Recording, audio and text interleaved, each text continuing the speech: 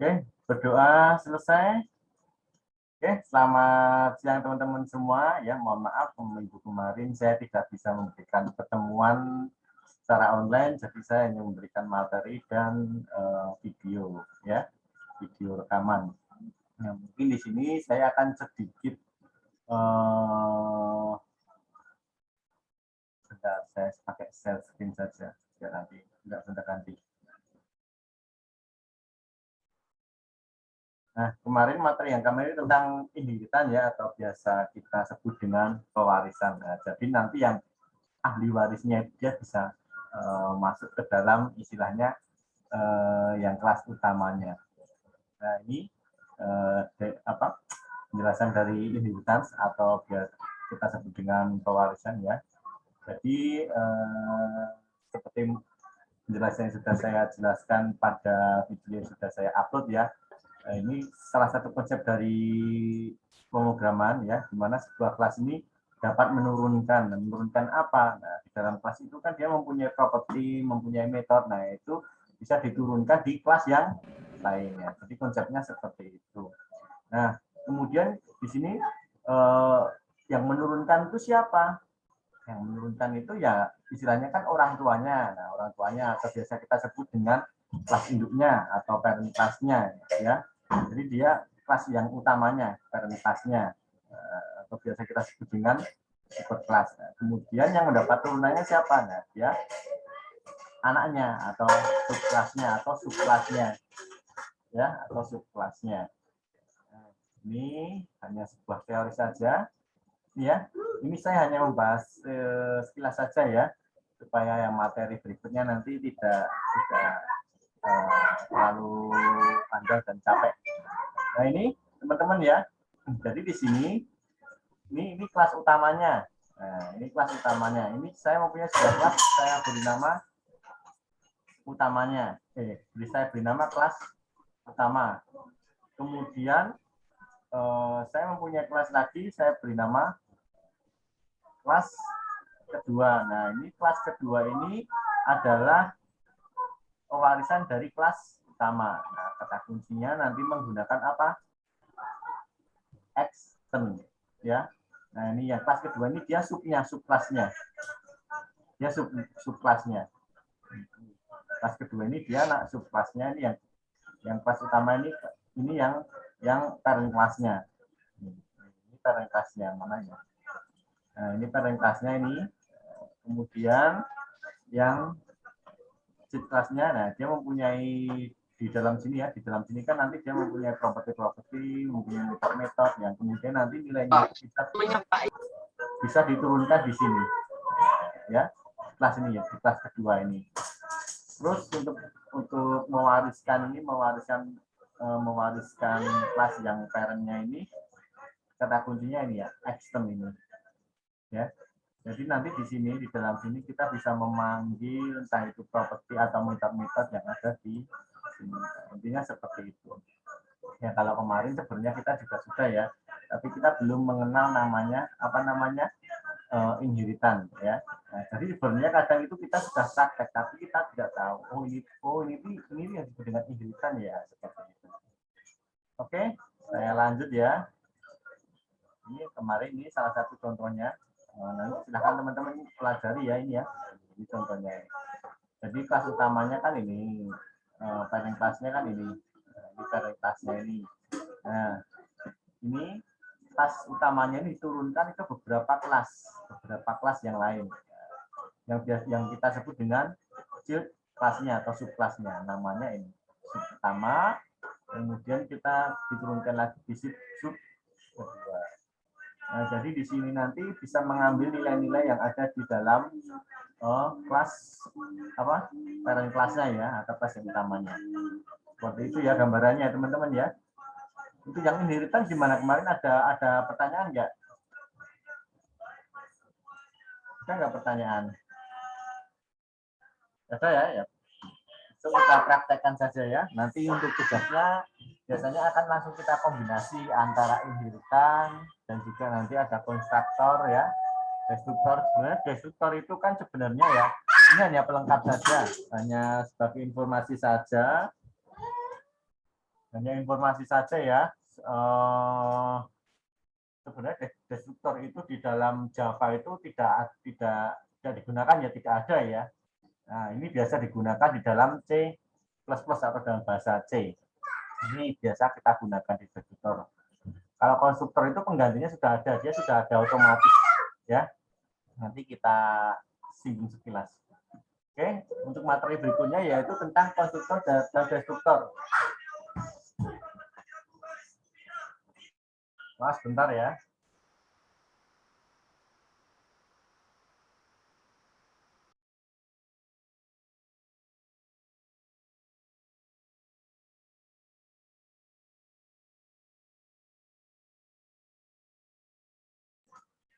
Oke, kita akan belajar tentang konstruktor ya. Di PHP yang PHP 5 ke atas itu sudah ada ya, konstruktor dan destruktor ya. Tapi kalau yang 5 ke bawah itu belum ada namanya konstruktor destruktor ya. Jadi di sini teman-teman apa perlu teman-teman ketahui apa sih yang disebut dengan konstruktor itu digunakan untuk apa biasanya? Konstruktor itu biasanya digunakan untuk menginisiasi apa sebuah variabel. Nah, jadi artinya untuk apa? Mengalokasikan memori untuk hal yang sama. Nah, jadi di sini nanti konstruktor itu akan dipanggil pertama kali waktu kita menjalankan sebuah kelas. Nah, ini biasa disebut dengan apa? Instant method. Ya, karena apa? Karena ya waktu kelas itu dijalankan dia otomatis akan berjalan. Ya, otomatis tidak perlu dipanggil, langsung dia akan dijalankan. Nah, ini instant method biasa disebut dengan instant method. Nah, biasanya namanya ini ya, nama metodenya itu sama dengan nama kelasnya. Kalau kita misalkan tadi membuat kelas namanya kelas utama, berarti nanti apa? Konstruktornya nanti nama metodenya juga sama. Namanya juga utama. Itu ya kira-kira ya teman-teman ya. Jadi di sini konstruktor ini dia akan menginisialisasi objek secara otomatis ya.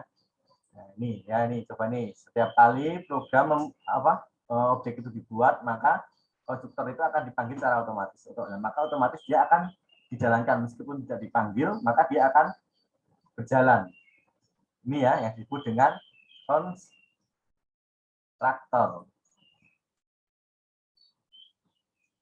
Nah, terus ada konstruktor, ada destruktor. Cuman destruktor itu di dalam Java kan tidak digunakan nih ya. Nah, fungsinya untuk apa? Untuk membebaskan memori yang telah dialokasikan. Nah, kalau dalam C++ itu kalau teman-teman misalkan C++ atau bahasa C ya C++ itu misalkan teman-teman membuat sebuah objek. Nah, setelah membuat objek itu teman-teman tidak menyertakan ini destruktornya di bawahnya. Nah, maka otomatis nanti lama-lama itu memorinya akan penuh ya, akan penuh karena tidak dihapus, tidak dihancurkan. Ini fungsi dari destruktor di dalam C++. Tapi kalau di dalam Java dia sudah ada bawaannya untuk menghapus memori saat waktu kita membuat sebuah objek. Tapi kalau di dalam C++ belum ada. Nah, ini harus disertakan. Kalau kita membuat sebuah objek, nah ini objek yang sudah tidak dipakai harus dihapus. Seperti itu ya, teman-teman ya. Nah, kemudian untuk penulisannya seperti apa? Nah, penulisannya seperti apa?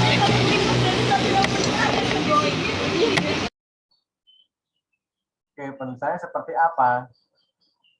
Penulisan dari konstruktor sendiri, nah ada dua aturan ya. Penulisannya yaitu namanya ini, nama konstruktornya itu harus sama dengan nama kelasnya. Harus sama dengan nama kelasnya. Nah, kemudian konstruktor itu tidak memiliki explicit return type. Kalau di dalam metode biasa kan kemarin kita bisa membuat ya tipenya yang dia return dikembalikan nilainya, nah seperti itu. Tapi kalau dalam konstruktor tidak bisa, jadi tidak memiliki itu. Kalau dalam metode biasa kita misalkan mengambil nilainya, terus nilainya dikembalikan lagi. Nah, terus ada dua metode itu loh ya. Nah ini return. Jadi kalau di dalam konstruktor tidak memiliki. Ya, oke. Saya lanjutkan ya. Nah, di sini nanti ada dua konstruktor ya, ada dua konstruktor yang akan kita coba ya, ada dua konstruktor. Yang pertama itu dia tidak memiliki argumen ya. Kemudian konstruktor parameter yang kedua. Nah, dia memiliki argumen. Oke, nanti yang membedakan yang mana? Ada bagian isinya itu, nama konstruktor, terus kurung buka, kurung tutup itu, ya. Dia parameternya apa? Kita bisa menambahkan parameter di sana, bisa menambahkan argumen di sana seperti itu. Nah, ini yang membedakan antara konstruktor dan metode. Karena kan ini kan tulisannya hampir sama ya dengan metode. Nah, membedakan seperti ini. Ya, teman-teman ya. Nah, ini adalah contoh dari konstruktor yang tanpa menggunakan argumen. Di sini saya mempunyai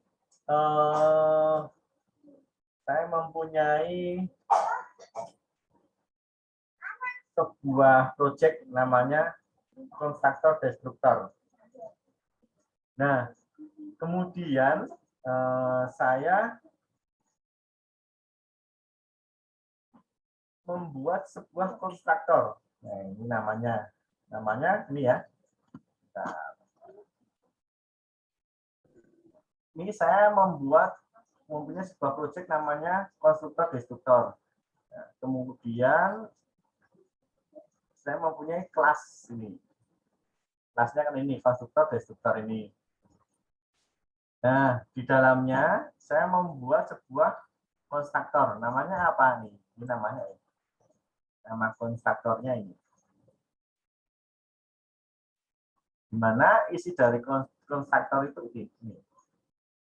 Ini isinya hanya contoh saja ya. Jadi di sini isi itu dia bisa berupa rumus-rumus apa apalah ya. Yang kemudian nanti bisa dibantu secara otomatis. Nah ini isinya. Nah kemudian saya kalau misalkan kelas ini saya jalankan ini, dia kan akan menjalankan yang ini, yang metode yang ini ya. Yang static void main string-nya ini, yang metode mainnya ini. Nah, dia akan menjalankan ini. Maaf ini juga. Nah, kemudian di sini saya membuat sebuah objek. Membuat sebuah objek dengan nama construct. Ya. Saya membuat sebuah objek dengan nama construct. Nah, siapa yang coret-coret ya?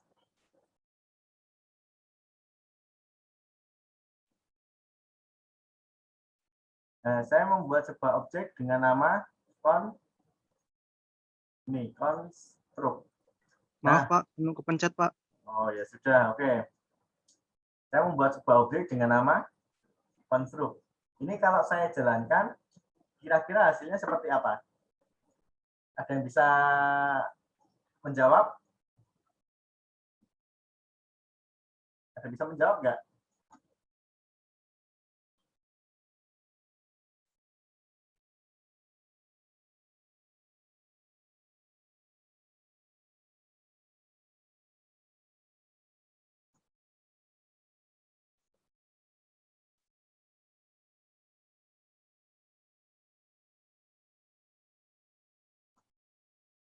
Yuk, ada yang bisa menjawab?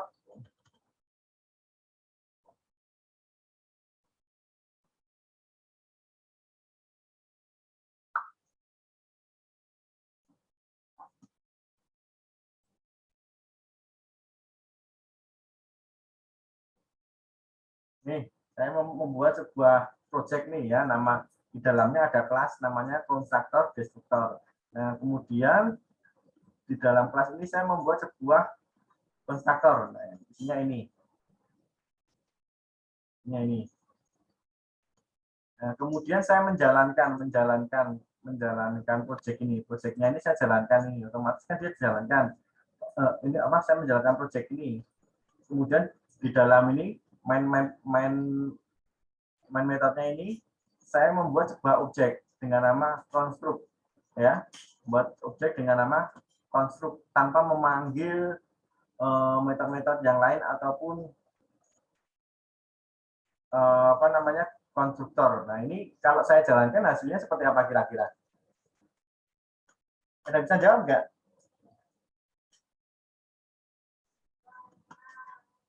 Kira-kira hasilnya apa? Ayo, siapa? Seperti biasa, silahkan sebutkan nama dan NPM ya.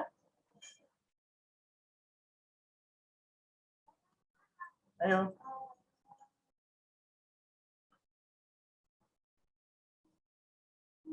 Ayo siapa? Siapa ya kok nggak ada yang jawab ya? Mas Mujahidin. Kira-kira apa hasilnya kalau saya jalankan, Mas?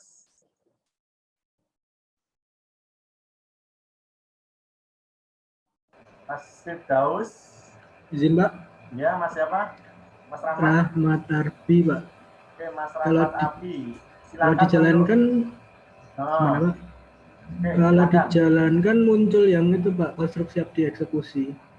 Karena dia hanya manggil itu. Ya, betul sekali ya. Meskipun ini tidak dipanggil ya, meskipun ini tidak dipanggil, ini destruktor ini, bentar. Meskipun ini tidak dipanggil, waktu proyek dijalankan, ya, otomatis dia akan running. Di sini dia akan jalan sendiri, ya. Nah ini konstruktor destruktor itu konstruktor itu kalau kita running projectnya otomatis dia akan berjalan tanpa dipanggil. Nah, itu konstruktor. Oke, Mas siapa tadi ya? Rahmat Arbi, Pak. Oke, Mas Rahmat Arbi, silakan nuliskan nama NPM dan tes di chat ya, Mas ya. Baik, Pak. Oke, seperti itu ya teman-teman ya konsepnya ya. Jadi waktu kita akan menjalankan, ini kalau proyeknya kita jalankan, maka nanti hasil yang keluar adalah konstruktor siap dieksekusi. Ya, meskipun nama ini tidak dipanggil. Nah, sekarang saya mempunyai proyek lagi, namanya sama. Ya, isinya sama. Yang membedakan hanya ini saja. Nah, ini. Ini kalau saya jalankan, kira-kira hasilnya seperti apa? Ini sama kayak tadi ya, saya membuat sebuah objek baru, namanya konstruk. Kalau saya jalankan, gimana hasilnya? Ayo, silakan yang mau jawab.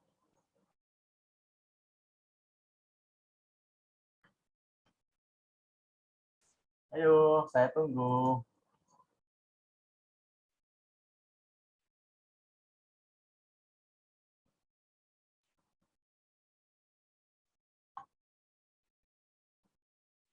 Mas Arbi tadi kelas apa, Mas Arbi?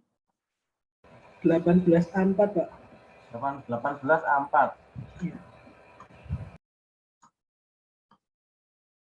Oke, yang lain silakan.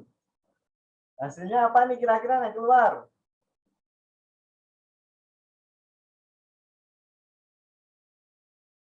Kira-kira hasilnya apa yang keluar? Ya Pak, ini ya. Salah nggak apa-apa ya Pak? Nggak apa-apa, Mas siapa? Yogi Ruliawan Pak. Mas Yogi Ruliawan, oke Mas Yogi. Jawabannya apa Mas Yogi? Kendaraan yang aku punya adalah sama konstruktor siap dieksekusi Pak. Oke Mas Yogi, silakan dituliskan dulu NPM-nya sama nama dan kelasnya di chat ya. Oke, ya, ada yang bantu jawab, yang lain? Ada yang bisa bantu jawab? Yang keluar apa? Jawabannya masih sama kayak yang tadi, Pak. Konstruktor siap dieksekusi. Oke, ini Mas siapa? Irfanda, Pak. Irfanda, Mas Irfanda, silakan Mas Irfanda. Dituliskan NPM-nya ya. Oke, benar sekali ya. Kenapa? Nah, ini kan tidak dipanggil. Ini kan tidak dipanggil, ya. Maaf, ini kan tidak dipanggil di sini. Dalam main metodenya kan dia tidak dipanggil, ya otomatis dia nggak akan keluar kecuali kalau ini dipanggil, ya. Misalkan ini namanya apa nih, kita manggil nama metodenya ini, nah otomatis dia nanti hasilnya akan keluar. Beda dengan konstruktor. Nah ini beda dengan yang ini. Nah, ini kan konstruktor ini. Nah, dia kalau tidak dipanggil kan otomatis tetap akan dijalankan seperti itu. Gitu ya. Oke, sampai sini udah paham? Sudah ya?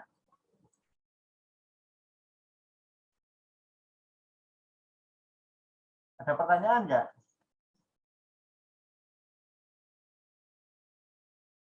Ada pertanyaan nggak?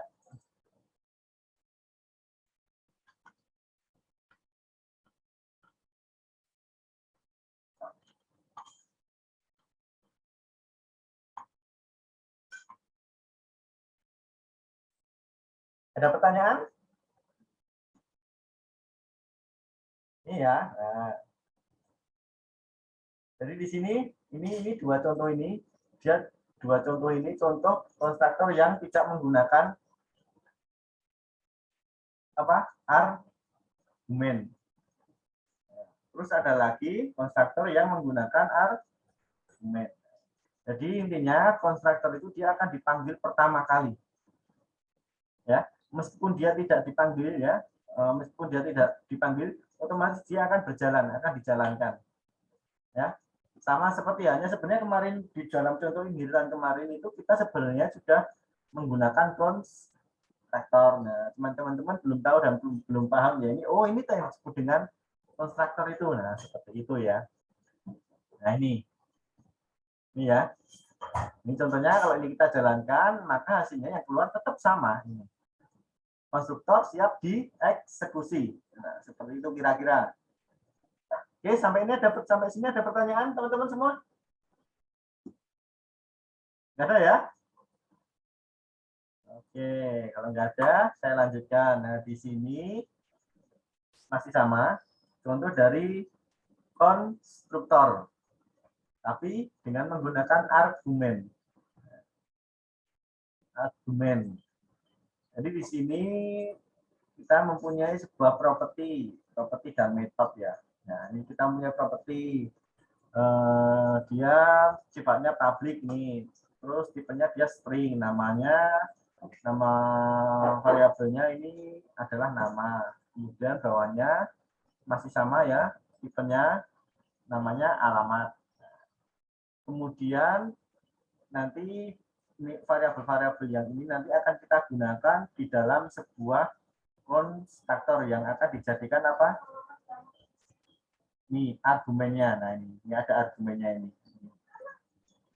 Kalau yang tadi kan konstruktor tanpa argumen, jadi dia kosongan ini, di sini kosongan, ini kosongan ya ini. Kalau yang ini dia ada argumennya.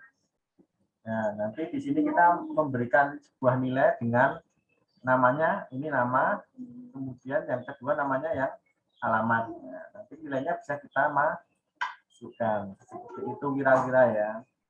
Nah, ini sama ya, konsepnya sama kayak tadi, cuman yang membedakan apa? Nah, cuman yang membedakan ini aja. Ada argumennya ini aja. Ya. Nih. Oke, sampai di sini ada pertanyaan teman-teman semua? Ini materinya emang sengaja saya memberikan sedikit-sedikit supaya teman-teman itu apa ya, tidak bingung dan tidak bosan nanti kalau saya memberikan materi secara langsung apa ya, langsung dari mulai didirikan, ada konstruktor, kemudian nanti ada apa namanya overreading. Nah, itu nanti akan berlebihan, nanti teman-teman jadinya bosen ya. Kita dengerin setengah jam apa bahasa pemrograman aja sudah bosen, apalagi sampai 2 jaman. Oke, ini ya. Ini contoh konstruktor yang menggunakan argumen. Nah, ini kalau kita jalankan kira-kira seperti apa? Ada yang bisa menjawab? Saya, Pak. Saya mau Oke, siapa Boleh. nih? menjawab. Siapa dulu nih? Ayo. Ini tadi Mas siapa sama Mbak siapa? Tadi Mas Firdaus, Pak. Mas Firdaus sama Mbak siapa tadi? Mbak Mirna. Oke, Mas Firdaus dulu. Hasilnya apa, Mas Firdaus? Hasilnya itu, Pak, yang akan keluar itu dengan nama lengkap, Dinas Sabila, dan alamat tempat tinggal Jalan Merapi, Jaya nomor 23. Itu, Pak, hasil yang keluar. Oke. Terus Mbak dituliskan ya namanya dan NPM-nya kelasnya di lewat chat. Kemudian tadi Mbak Baik, siapa? Pak, baik. Mbak siapa tadi ya? Waduh, lupa saya. Mbak Mirna. Mirna, Pak. Oke, Mbak Mirna. Kira-kira bisa menjelaskan nggak kenapa kok hasilnya bisa seperti itu? Kenapa kok yang keluar bisa seperti itu?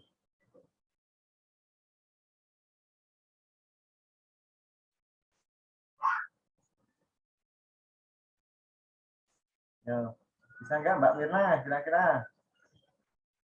Pertama, di sini kan biasa ya, nih kita membuat sebuah project ini. Ada properti, ini, dan nama dan alamat ya. Kemudian di sini kita membuatkan sebuah konstruktor. Nah, sebuah konstruktor yang mempunyai argumen. Nah, di mana di dalam argumen itu nanti ada berisi apa? Ini nanti yang diambil dari sini, kemudian variabel ini sorry. Apa? Di dalam argumen itu nanti ada ini, ada nama, ada alamat. Nah, kemudian nanti nilai dari ini itu nanti dia masuk di sini, nilai dari sini itu dia di sini kemudian disimpan dengan nama variabel nama dan variabel alamat yang kemudian nanti akan yang otomatis tersimpan di sininya, di mana nilai ini nanti diambil dari sini waktu dijalankan ya, nah dijalankan dia diambil dari sini, nah kemudian nanti kan dipanggil konstruk, langsung dipanggil, nah dipanggil nilainya apa, nah gitu. Bisa nggak Mbak?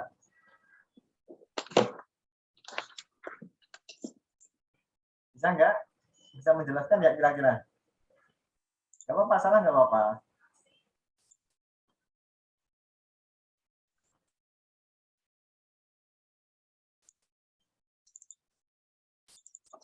Mbak Mirna?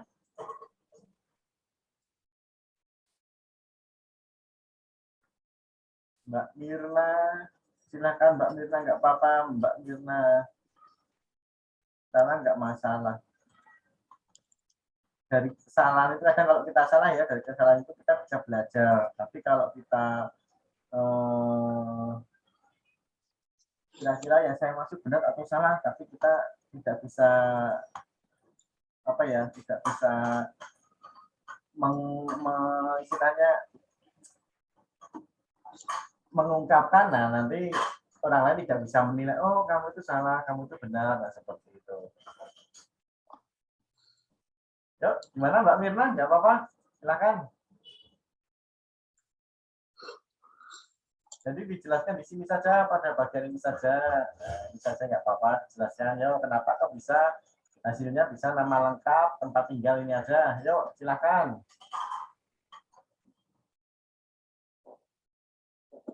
Ayo, mungkin yang lain saya mau menjelaskan.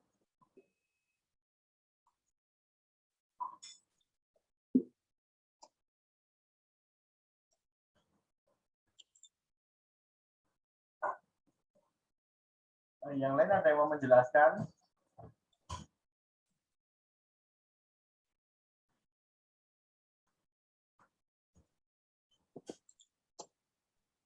Ada nggak?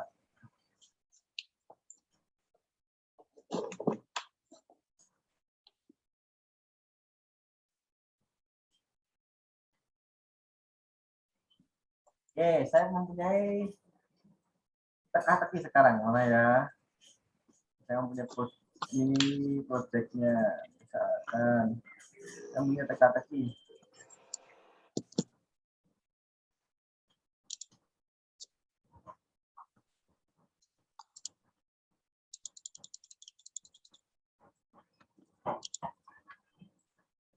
Nah, ini kalau saya jalankan gimana? Bisa nggak kira-kira? Ini kalau saya jalankan gimana kira-kira? Ini biar teman-teman lebih paham ya. Saya running ya. Nah, ini hasilnya keluar seperti ini. Nih, dari sini teman-teman bisa mungkin punya gambaran. Kenapa ya kok bisa keluar seperti itu? Ada yang bisa menjelaskan nggak? Yuk, salah nggak apa-apa yuk. Kenapa waktu kita running hasilnya bisa seperti ini yang keluar? Pertama diawali dari sini. Ada nggak? Hah? Ada nggak?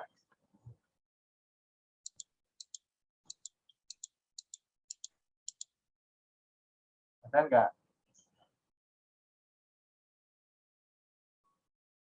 Jadi nanti nilainya ini ya, saya mulai dari mana? Saya mulai dari sini dulu. Nah, di sini kan ada properti nih, ada 2 properti ya, semuanya public ya, semuanya apa namanya public, terus kemudian dia tipenya string, ini untuk variabel ini namanya nama, untuk variabel kedua namanya alamat. Nah, kemudian saya ada sebuah konstruktor nih. Nah, di mana di dalam konstruktor itu mempunyai 2 argumen ya, semuanya sama tipenya dia string juga. Namanya yang satu ini nama, yang satu ini alamat. Nah, di mana nilai ini nanti diperoleh dari sini. Nilainya itu dia diperoleh dari sini. Nah, nilai yang ada di sini, nah, nilai yang ada di sini ini ya, ini ya. Nah, bentar. Nilai yang ada di sini ini ya. Nilai yang ada di sini. Nah, ini dia kan artinya kan di sini bagian ini ya, ini ya. Nah, kemudian dia akan disimpan di sini, nilainya ini dia akan disimpan di sini, yang nama akan disimpan di sini, yang alamat akan disimpan di sini. Nah, disimpan dengan nama apa? Dengan nama ini, disimpan di variabel nama ini, yang satunya akan disimpan di variabel alamat ini. Tadi kan ini nilainya masih kosong, ini masih belum ada isinya ini. Nah, kemudian nilainya yang ini ya, nilai yang ini, nilai nama ini berarti namanya ini kan otomatis berarti kalau kita tuliskan itu kan berarti kan di sini nih. List nama sama dengan apa? List nama sama dengan tabula. Nah, kan seperti ini. Kemudian kalau yang ini list alamat jalan Merapi Jaya nomor 23. Nah, ini kalau diibaratkan kan seperti ini. Alamat itu isinya ini dan ini isinya ini. Ya. Nah, kemudian ini nilainya ini kan dia akan tersimpan di variabel yang nama ini tadi ya, nama dan alamat ini tadi. Mana ini? Mana goblok.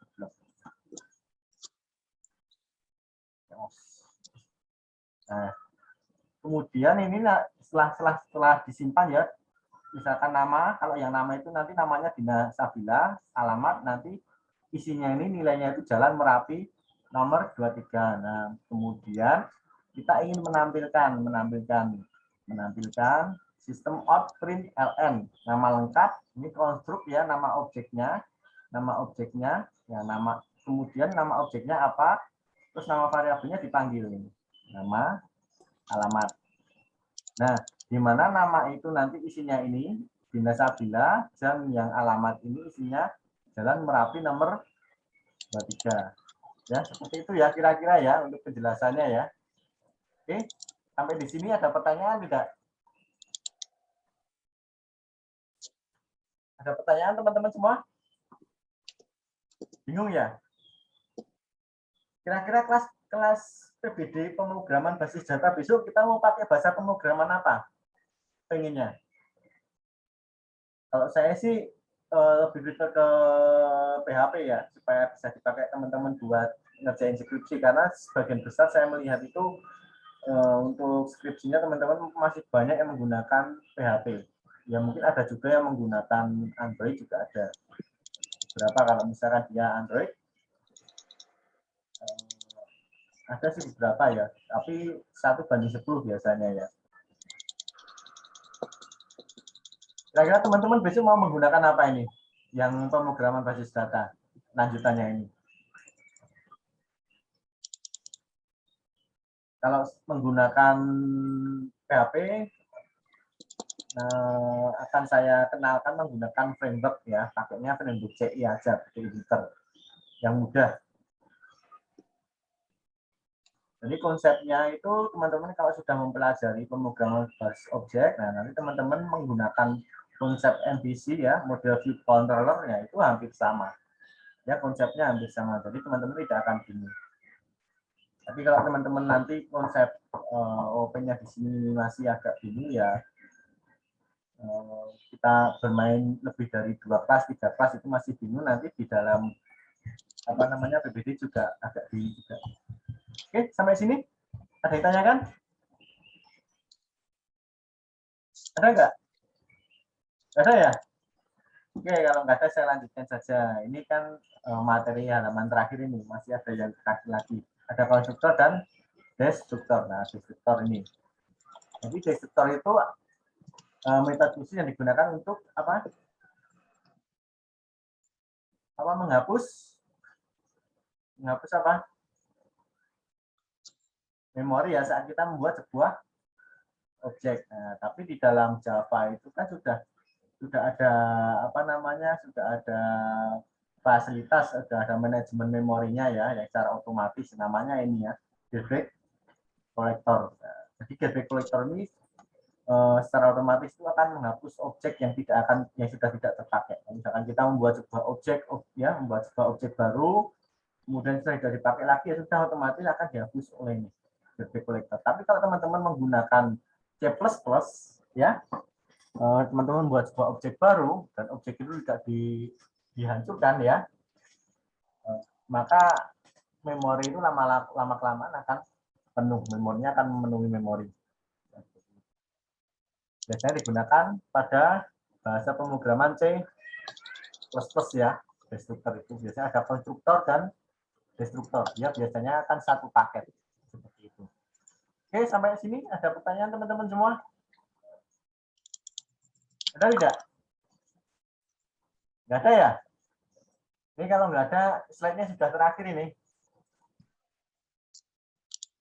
Oke, mungkin ada yang ditanyakan selain mata kuliah ini? Ada yang mau tanyakan? Selain materi ini? Mau mempertanyakan misalkan, kita kuliah offline kapan Pak? Atau apa? Nah itu, ada yang mau tanyakan ya? Ada nggak kira-kira? Sepi ya? Halo? Kenapa ini sepi sekali ya? Coba dan Pak ya. Wah, tuh gimana sih ini? Jangan ditinggal main game Mobile Legends loh ya. Enggak, Pak. Boten, Pak. Nah, nanti kalau mau main itu Pak, aja. boten, Pak. Main Call of Duty ya. Nanti cari ID saya. Gugu 25. Wah, boleh, Pak. Waduh.